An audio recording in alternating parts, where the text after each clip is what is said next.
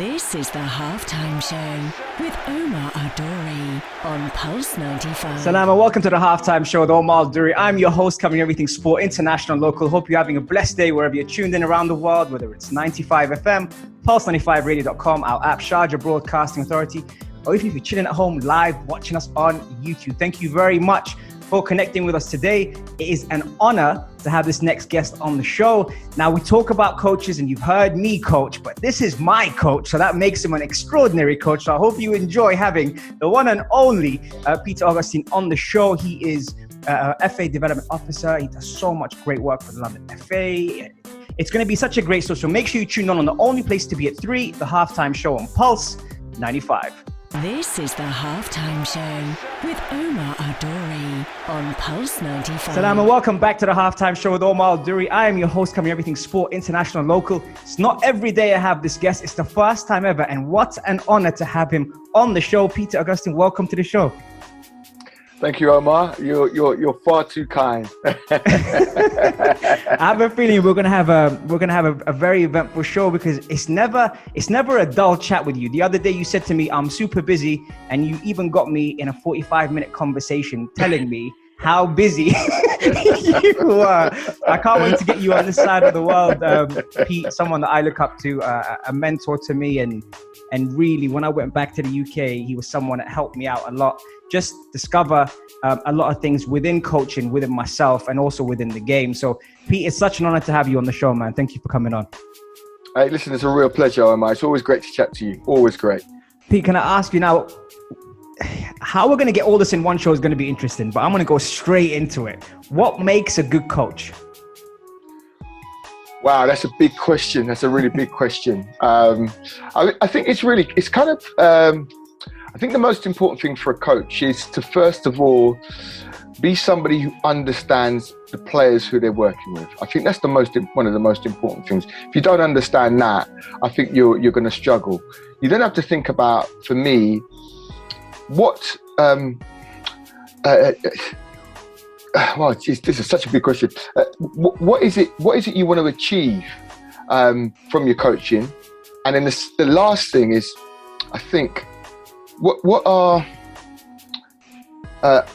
how do you relate to players and what's your knowledge base? I think a good coach is somebody who doesn't take their learning for granted and who isn't always rushing. I think that's always the thing for me is when I see coaches and then they say, I've got this qualification, then I've got that qualification. And I just always think where's the time that you've had to gain the knowledge that's going to help you to work with your players? Because the players are the most important thing. Because, you know, if you think about it, if you're working with a big club, say, for example, even if you're working with a small club, if you've got supporters, the supporters don't come to watch the coach. They come to watch the players. And I think we mustn't forget that as coaches. Our job is not to tell them, is to help them to explore and to find their way in the game. So, yeah, it's a big answer. I mean, I've probably rattled on a bit too long already, but yeah, I just think that being a good coach is, you just got to understand your environment. That's so important. Absolutely. And one of the things you mentioned there is getting certified or getting the qualifications. How does one get certified? I think getting certified is that's the easy part, because when I first started, getting certified was actually quite difficult because it was whether or not you happened to bump into the right person who knew the person to tell you who to go and speak to. Over here, it was with county FAs, but now it's changed so much. I mean, you can't, if you're in the football world, if you're not qualified, you're deliberately trying not to get qualified because it's so easy to get on a course. So say for example, and I'll talk about England to start off with, is that you would contact the FA. You start off at your level 1, take your level 1. Actually now we've got a new qualification called the Playmaker, which is a pre-level 1. So you have to have that first, then you take your level 1, then you go into your level 2, which will be probably changing fairly soon, and then your 3, 4, and then 5 if you decided to work in a professional academy. But if you want to get qualified, I think the journey to get qualified is not difficult. It's what you do in between. your qualification, that's the hardest bit. And how long does that take? You mentioned journey. How long does that take normally? Does it vary person to person, or is it through the qualifications that you have to get your experience? No, it depends on the person. If you're what we call a badge chaser, you can get through your qualifications quite quickly. But if you're somebody who wants, and this is the difference, there are coaches and there are badge chasers. If you're a coach, you'll take your time. You'll understand, right, I'm at level 1 now. What do I need to do to get to level 2? What information? How am I going to become a better coach? How am I going to work with my players? Yada, yada, yada. All those things, you'll ask yourself those questions. But to be quite honest, when you start off, you probably don't even know that. What you want to do is, if you've enjoyed your experience, you'll want to just go and take the level 2. Say, for example, I'd use that as an example. But the point is, it's to get that experience. So as you start to, and you can talk to, there's so many people you can talk to now as well. You know, you're doing something with your players and you say, I'm not quite sure about this. I'll tell you what, I'll give this person a call, or I'll watch this webinar, or I'll do this, or I'll do that. All that is in place. And I think until you've exhausted all of those things and you've really started to get to yourself, well, I need to know a little bit more, then you might go on your level 2 and so on and so forth. So I think it's a continual journey. And it never stops. That's the thing. It never, ever stops. Even I see myself as reasonably experienced, just in a number of years. But the other day I was on a podcast, and I learned so much just listening to other people talk. And I'm like, oh, I didn't know that. Oh my gosh! You just keep learning all the time, and I think that's the great thing about doing this job, is that you just never stop learning. Do you have to love the game to be successful in the game? I think that's part of it. That's part of it. I think this is the thing is that what do we deem as success? Is success working for a professional club? Is success working with individual players? It depends on what you deem as success. The piece about loving the game, I mean, again, I can only speak personally. I just love football. I could do it all day, every day. And I do it all day, every day. And I think you have to have that passion for the game. That helps you in your success, because what it drives you on to be the best coach that you can be. And you're being the best coach you can be because of the players that you work with, knowing that, I mean, meeting people like yourself on courses, Omar, that's what drives me on. The fact that we're still talking, those are the things that drive me on. I class you as a friend. And we met on a coaching course. That's the power of football. And I think, and again, that's, if you love it, your love kind of transfers to other people as well, if they see that you're enthusiastic about it. Absolutely. That's why I can talk to you all day, man. We only have one show to do today. Coming up next, we're going to talk to Peter Augustine about how the game has changed, how technology is involved, how coaches have moved on, and how emotional intelligence is a huge part of the modern game. This is the Halftime Show with Omar Adori on Pulse 95. Salam and welcome back to the Halftime Show. You can see I'm super excited because it's not every day I get to chat to this guy. He's super busy, and the fact I got him on the show just for you guys, actually for me as well, I'm quite selfish about that, is great. Peter Augustine, welcome to the show, man. Thank you, Omar. I took the day off for you, my friend. I took the day off. Listen, I owe you one. And when you come out here, I will personally make sure we get a good chat, some good football, and I see you playing FIFA in the background, maybe a game of FIFA. That's on. You're on for that one. You're definitely on for that one. Pete, the game has changed through sports science and technology. What's the game going to look like in 5 years? Again, that's a difficult question. I think what's happening is players are becoming, obviously they're becoming fitter, they're becoming faster, evolutionary wise, with all the science that's going on, we're able to produce better players further down the pyramid, which comes up in, and that extenuates itself when you're at the very top. I think the game, can it get any quicker? I think from a point of view of not necessarily the players getting quicker. I think they will get quicker, but I think it's more to do with, those little marginal gains, with things like sports science, like things like, simple things, not simple things, but things as complex as mental health, player mental health, those kind of things. they will be start to become. That's the stuff that really starts to change the dial around players. You know, how do they feel? Their feelings, the softer skills. You know, who looks after the players, how they're looked after, how they recover.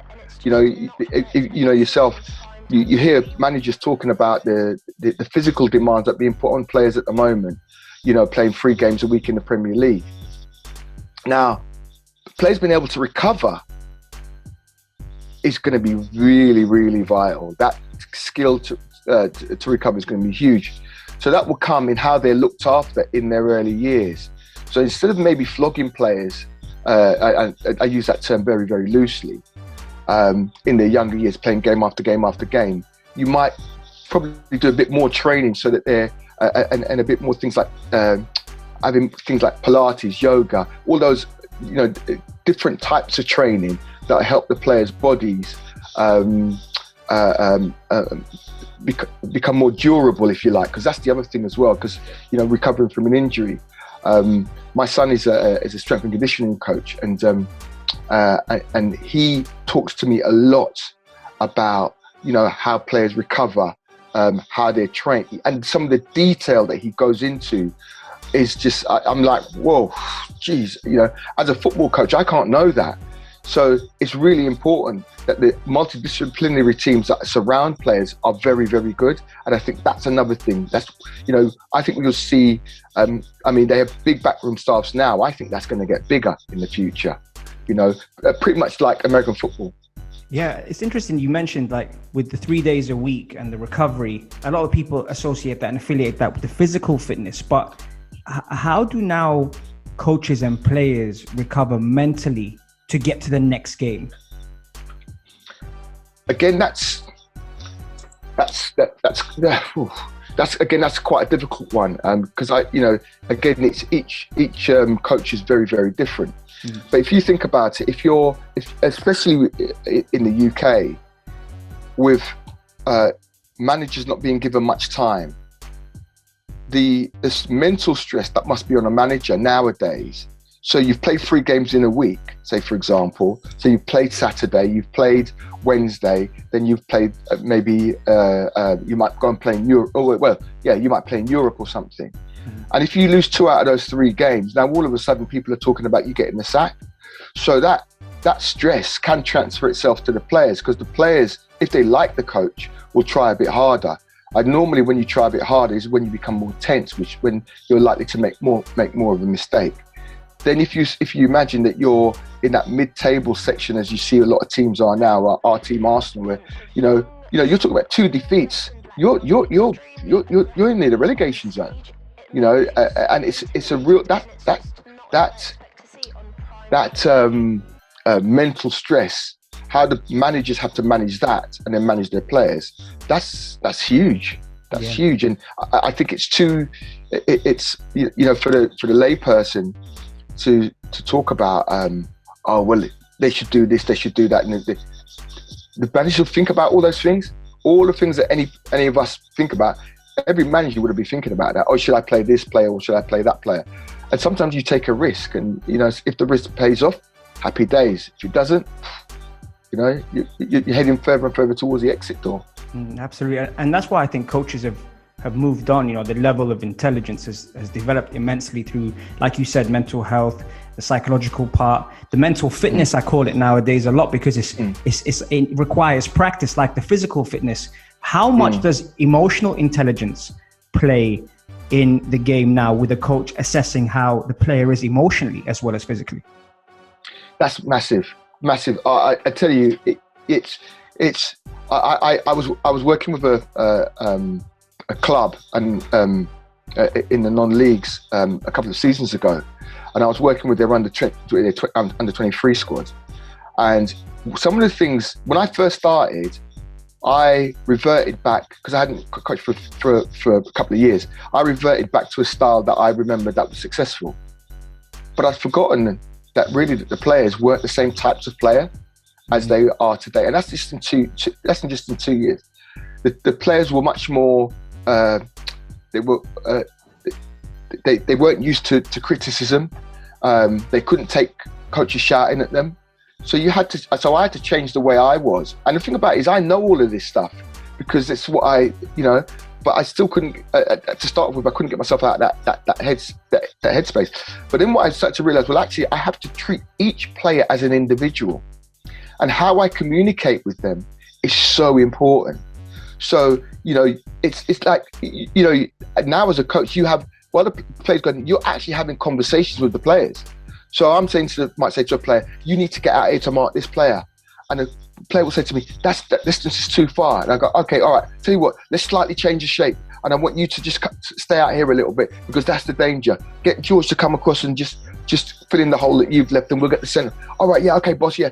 And you have those conversations during the game.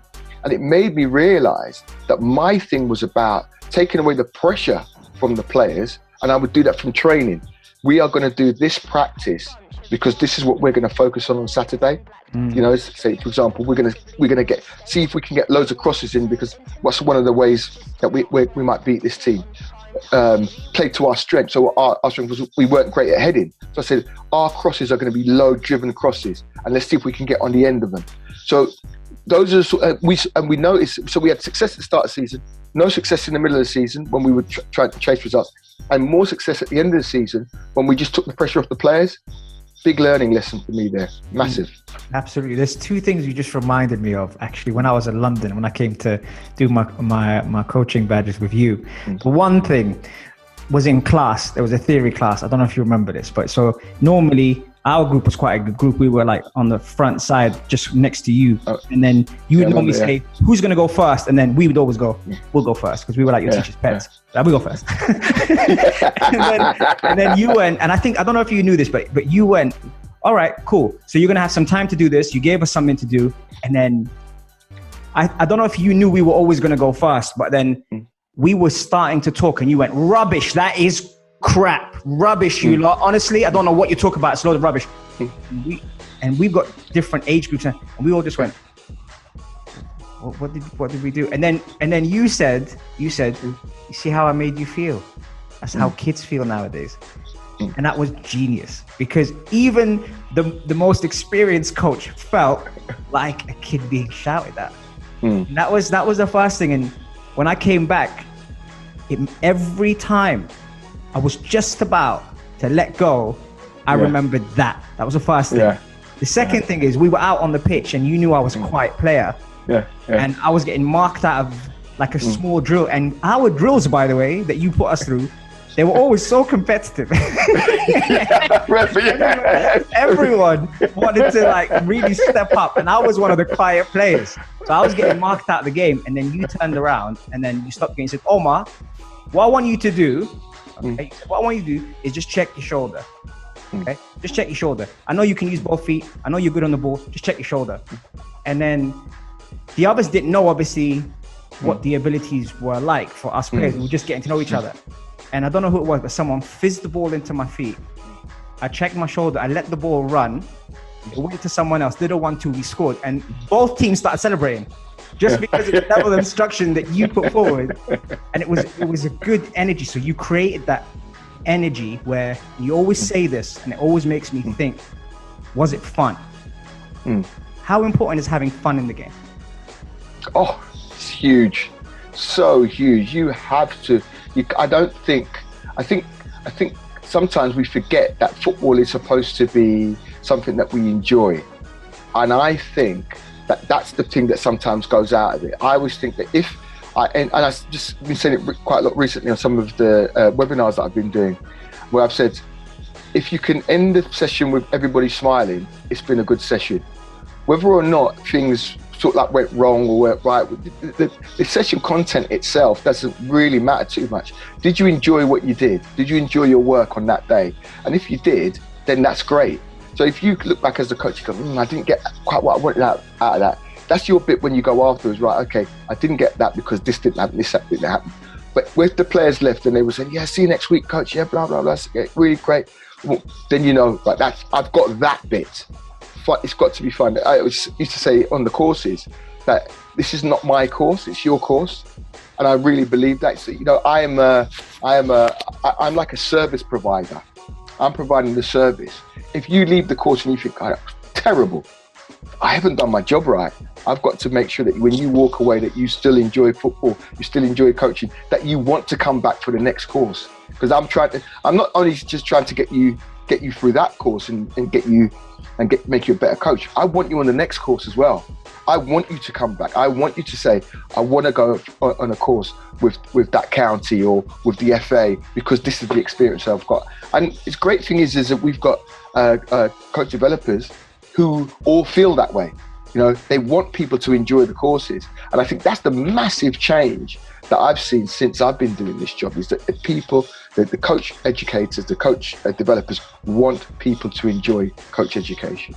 Brilliant. I told you guys, I said it was going to be fun. Right, coming up next, we're talking about how the game is diverse by nature, the work we're doing to help get everyone involved in the game on the only place to be at 3, the Halftime Show on Pulse 95. This is the Halftime Show with Omar Adori on Pulse 95. Salam and welcome back to the Halftime Show with Omar Adori. Now, I'm so excited. Peter Augustine is here in the building with me, as you can see, in a different country, unfortunately. But I am going to get him over here. I promise. When things are better, I'm going to get him here. He's a coach development officer at the FA. He's done some incredible work. He's had a huge influence on my career so far. And the fact I can call him my friend is incredible. Pete, we spoke about what makes a good coach. We spoke about sports science and technology, but I want to dive into something now which sometimes has been overlooked around the world. And the game is diverse by nature. So why has it been challenging to normalize people of ethnicity?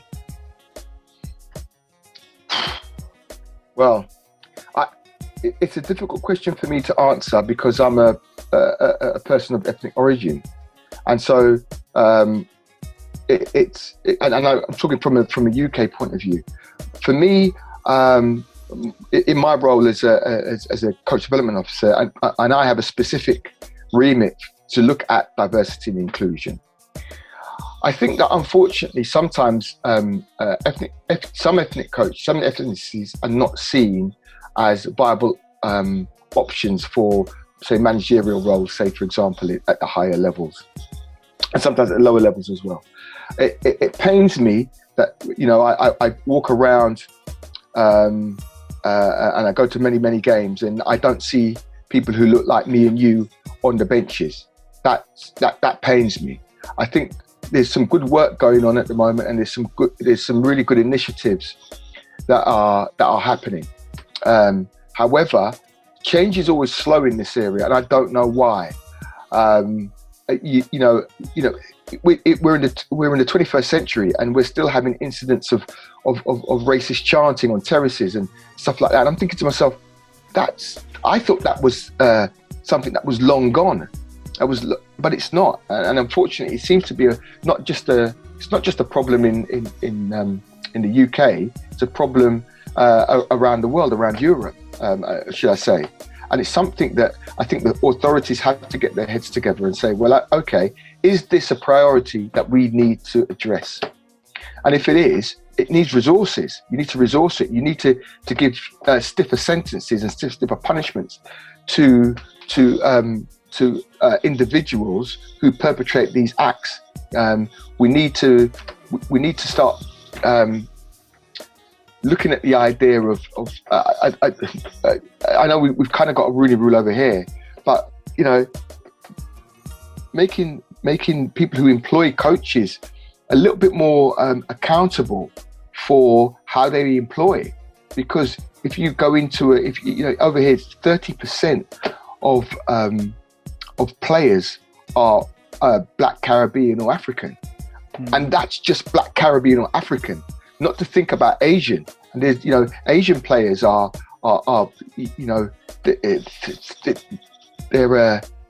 there's so few. I think it's a tiny amount, less than 1%.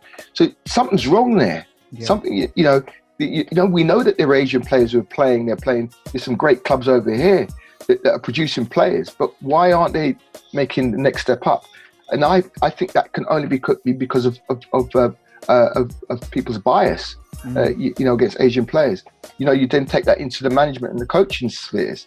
Why don't we see more Black managers on the touchline when 30% of the players are Black? Now, that to me, I'm not saying it's got to transfer directly, but it's got to be a bigger prevalence. And I think we just got to ask them, we shouldn't be frightened to ask the question, and we shouldn't be frightened to say, oh, actually, it might upset me if I say it.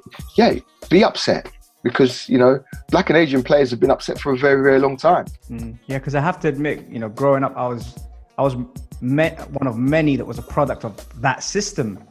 But I was reluctant to say anything because I didn't want to attract that kind of attention. And what I was going to ask you is, why aren't there more Arabs, Blacks, Asian coaches in the game? Is it like a fear of failure? Is it a fear of not being accepted? A combination of both?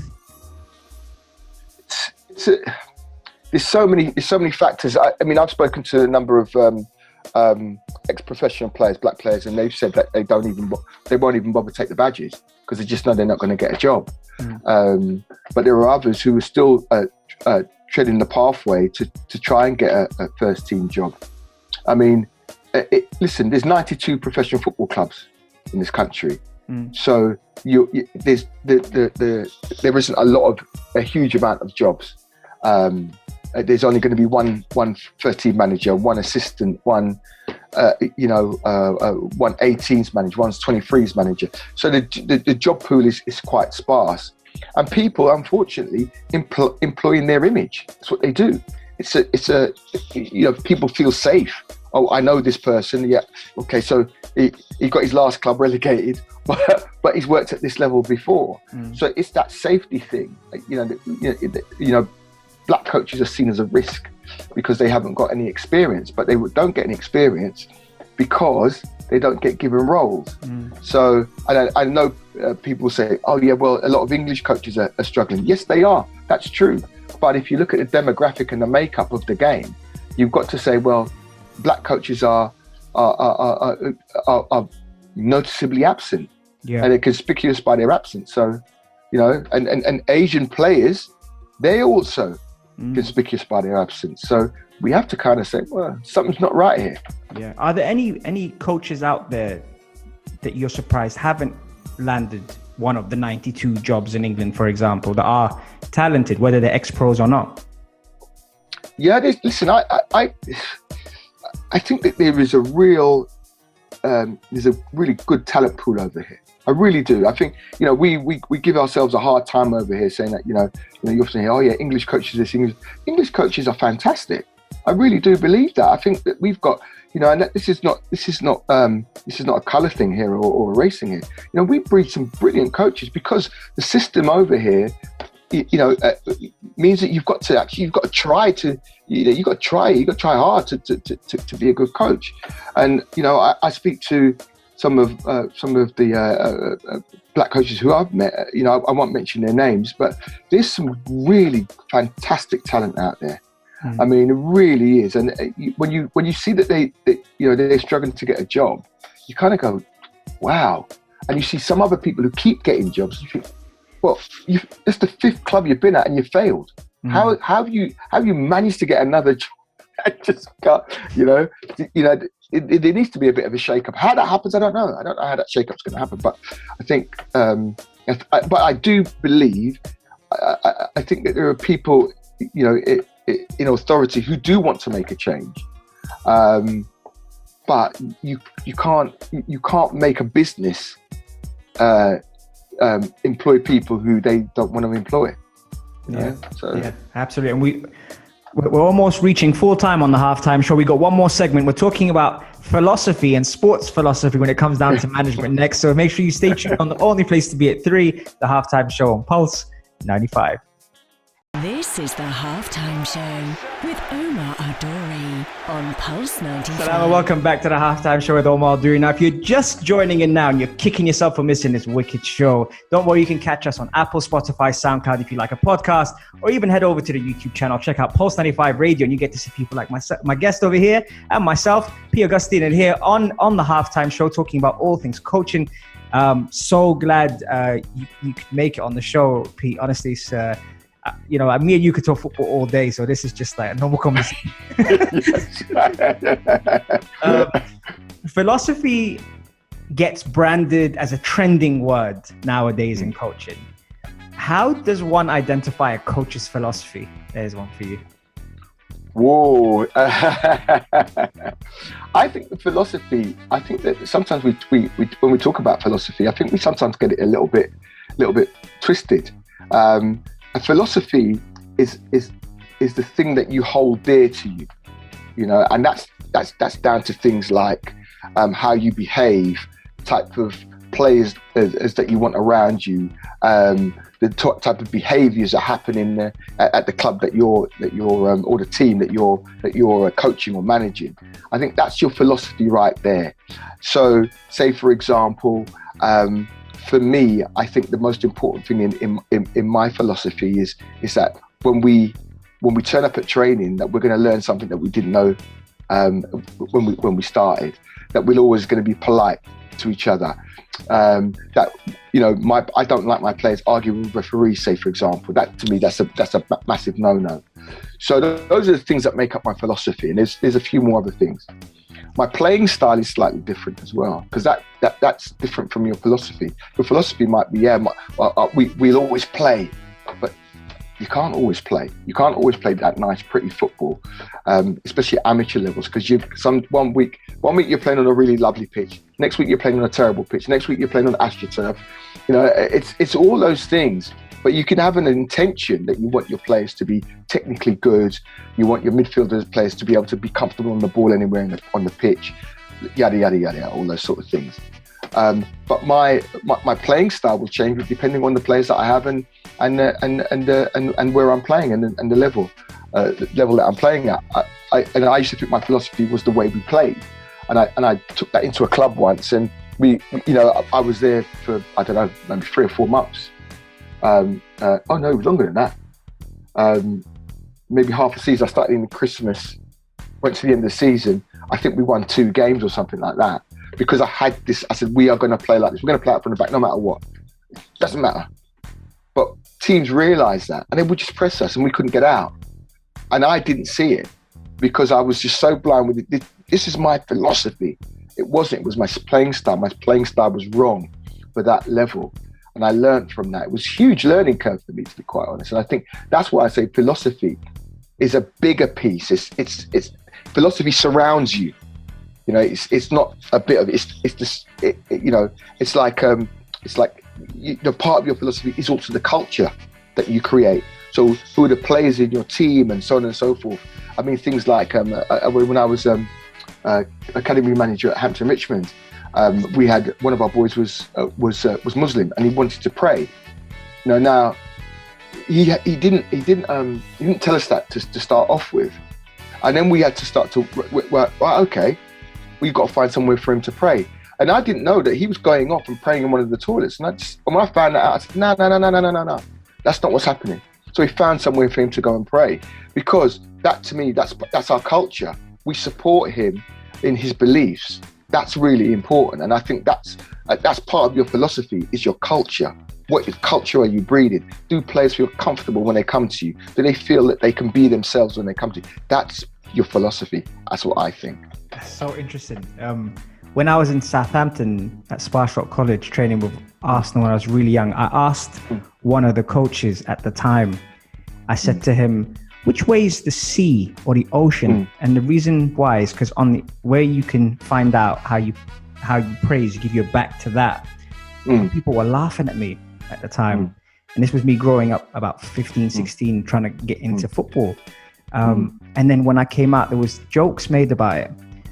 But when I realized who the people I was hanging around with, who the people that were closest to me, they were of black and ethnic minority. And we just found ourselves being in one. So when you mentioned the fact that you did that with your team, see how the game has evolved from the right people, educating how things should be done. So I found that very interesting. Playing style and coaching philosophy is a couple of things. You said it, you nailed it on the head when you said you can't play a certain way if you haven't got the players for it in terms of playing style versus philosophy. So I'm going to throw a couple of coaches your way. And I want to see what your opinion, there's no wrong answer, is on those people. And how do you identify their style or ethos as well? Okay. We'll start off with a nice, easy one. Sean Dyche. That's not so easy. You see, yeah. Because Sean Dyche might listen to this. And, you know what I mean? I might be going to Burnley. I might try and get a job at Burnley one day. You never know. But no. I think to be quite honest, Sean Dyche is a little bit misunderstood. People think that he's just a long ball merchant and so on and so forth. I probably think that he's probably a little bit. He's quite pragmatic in his style. He plays a 4-4-2, and he's got two big centre forwards that give people a lot of problems. But I've seen Burnley play, and sometimes they'll suck you in. They'll play a bit. Then they'll go in over the top of you. So the idea is that they see opportunities to play forward very quickly. They've got good wide players who get the ball out wide and they'll try and whip balls in and that sort of stuff. So to just think that they're just a long ball side, I think that's a little bit of a misnomer. It's a little bit unkind on just to say that about him, because I don't think he's that way. But he's got a certain his style is based around his players. And I think that's good management, and he's kept Burnley in the Premier League for a number of years playing that way. You know, so yeah. So I if you wanted to say is it one? If you want to say is it one or the other, you'd probably say it's a little bit more direct. But I wouldn't say he's a long ball. You think he'd switch up his style if he went to a team like Everton? I think so. Yeah, I think so, because he would have the players to be able to do that. He's a good enough coach. Yeah. You know, and you can't. You know, when I listen to him talk, I think to myself that what he's saying makes sense. He doesn't soft soap anything. You know, and I quite like that in a coach. That you know, they understand if their team's not done well. They also understand when their team has done well. So I think he's a decent coach. Pep Guardiola. Well, I think that is an issue. But Pep is, you know, Pep Guardiola is obviously a fantastic coach. But if you again think about it, look at the players that he's got. You know, coaching that team. I'm not saying it's easy. Of course, it's not easy because he's working at the top level. And if it was easy, he'd win the league every year, and he hasn't. But what I think he's very good at is noticing changing trends and readjusting his players. One of the things I love about watching Pep's teams, and I've watched them quite a bit recently, is the movement. And it's something that I talk to my players about, is movement. I say to them, you know, it's not passing that kills teams, it's the movement. If you're constantly on the move, if you're pulling people out and you're swapping positions and so on and so forth, it must be an absolute nightmare to play against them at the moment. Because you look at the movement of their players, it's something to me that I just look at and I go, wow, love seeing that. And from a coaching point of view, I don't, because you know, it's been a long time since I've been able to watch a game as a fan, but watching it as a coach, I'm looking at it and thinking, geez, that's just, you know, and sometimes I stop games and I go, oh, where was he? He was just there a minute ago. How did he score that? You know, and you watch the movement. So yeah, so Pep Guardiola, I think he's just, you know, if you want to say, is it a playing style? Yeah, you say it was a playing style. But again, I think it's a little bit more nuanced than that. Is he overcomplicating it, or is he revolutionizing the game? Is he revolutionising the game? I've got to be careful how I answer this, because a lot of people would be shouting and saying, you know, of course he's revolutionising the game. I think if you look at what he's doing with his players, you just go hark back to Arsene Wenger. You know, I see a lot of similarities to the way Arsene Wenger's sides played in the early 2000s, with that great movement and yeah, there we go. There we go. Those are the shirts.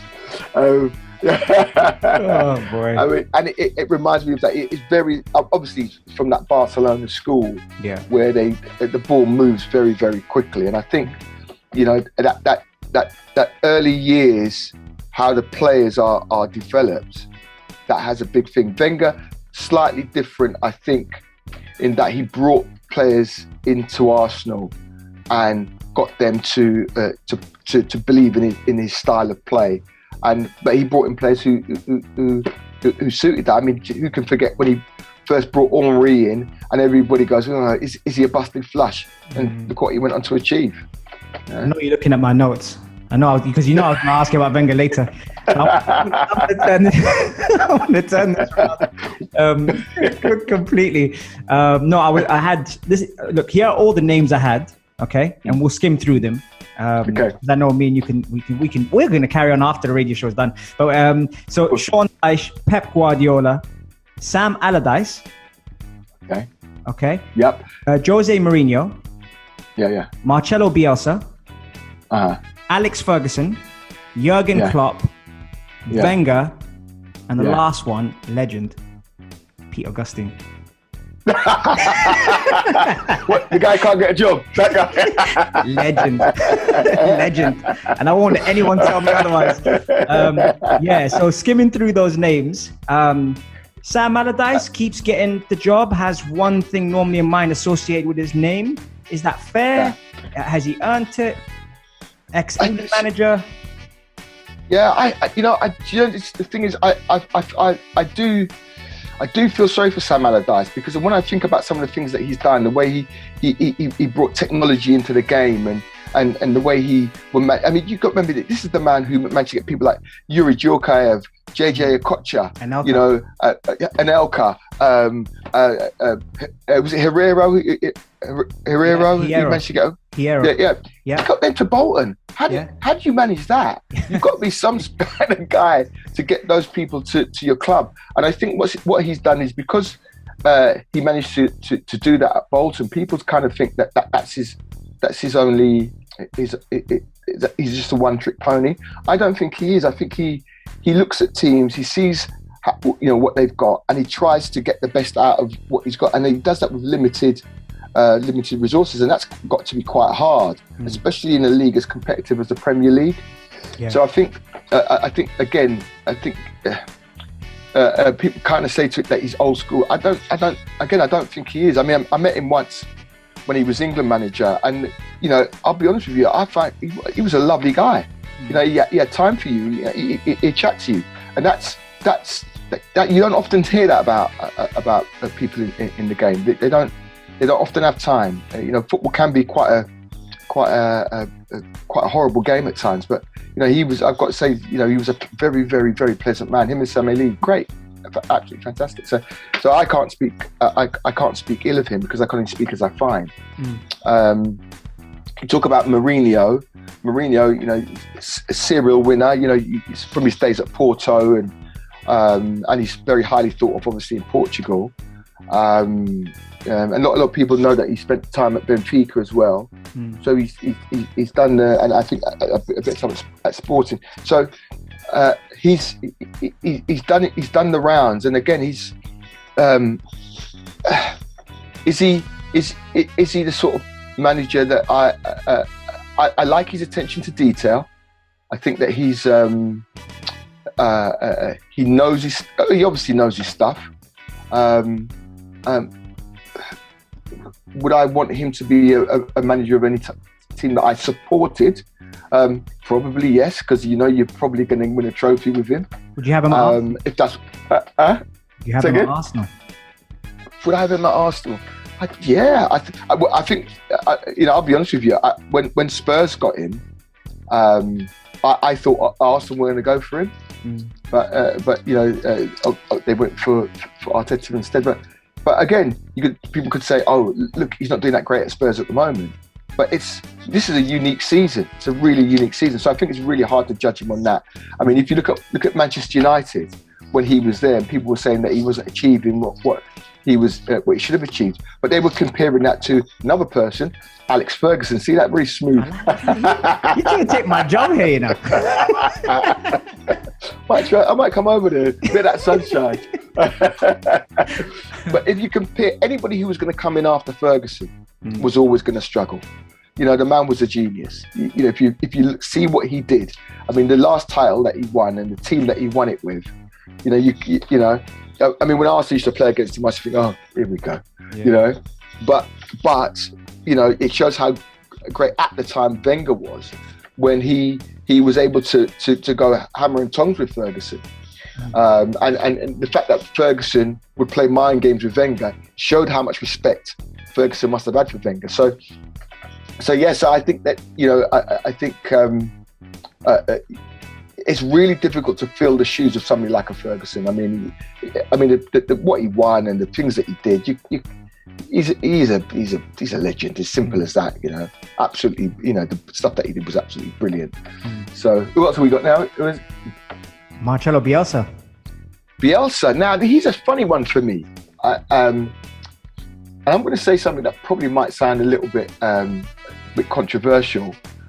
Please, this is my opinion. I think if you're a coach or a manager, whatever it is, if the situation changes, I think you have to be adaptable.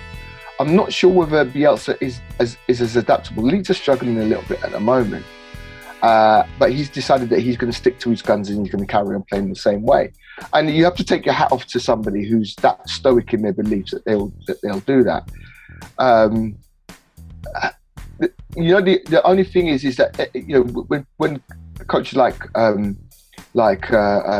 Pep Guardiola talk about him and they say how great he is, you know, they've been in his company, so there must be something about him why these people like that hold him in such high esteem.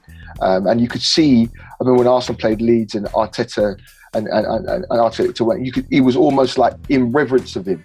So there's something about him that says, you know, actually this guy knows his stuff.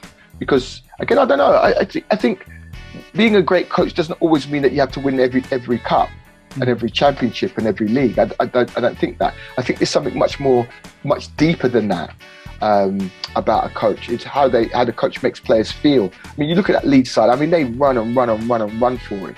Yeah. It's got to be something about him. You don't ever get the sense that he's ever lost a dressing room.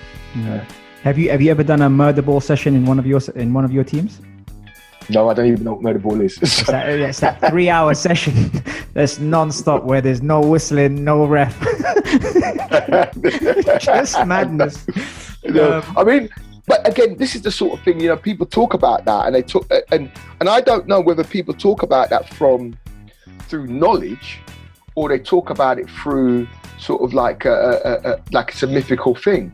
Because I think that to play football for 3 hours, okay, yeah, you might do it a couple of times maybe in pre-season, but during the season, how are you going to do that? Your players can't recover from that. I don't know. Yeah, absolutely. I was listening to one of your shows, and there was a comparison sent to you between, I think it was Klopp and Pep. And who did you pick? I think I might have picked Klopp. I can't remember. Why? Just out of curiosity. I mean, it's a really hard one. Yeah. You know, I think they're both absolutely fantastic managers. I think what I like about Klopp is that he seems to have what I'd call that touch of almost like he seems like he's slightly flawed, but he knows he's slightly flawed. Yeah. Whereas I think Pep is almost like, you know, if you walked through an airport lounge and you saw Pep Guardiola, you think, no, I'm not going to talk to him. But Jurgen Klopp, Jurgen Klopp, he almost makes you feel as if you could go up to him and say, "Oh, hello, Jurgen," any chance of a selfie? And you go, "Yeah, no problem." Whereas, listen, but that's just me. I might be talking total rubbish, and actually, Pep Guardiola is the one who'd come up to you and give you a selfie.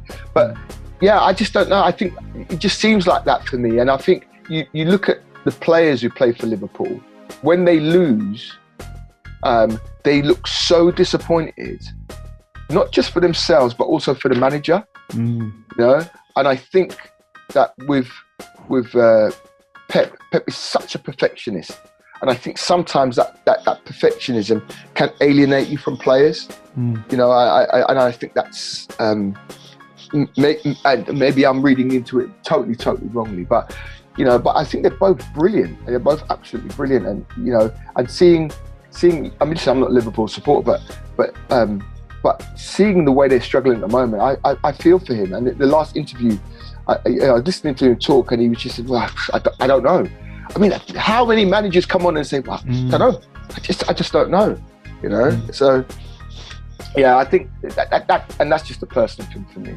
Fantastic. And when we have reached full time on the halftime show, Pete, man, it's been an absolute honor to have you on the show. Even better to have a chat with you as always. It's something I always pick up from you. Every time I have a good conversation with you, I always go away and think, oh, he did say that about this. And I can't wait to catch up with you again, hopefully on this side of the world.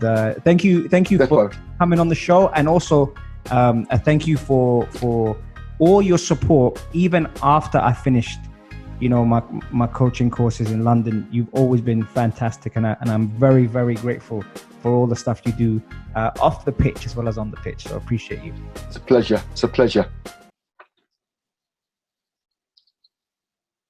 If you liked this episode of The Halftime Show, drop a like and subscribe. 95. Be sure to follow us on Instagram for all our daily updates and top stories.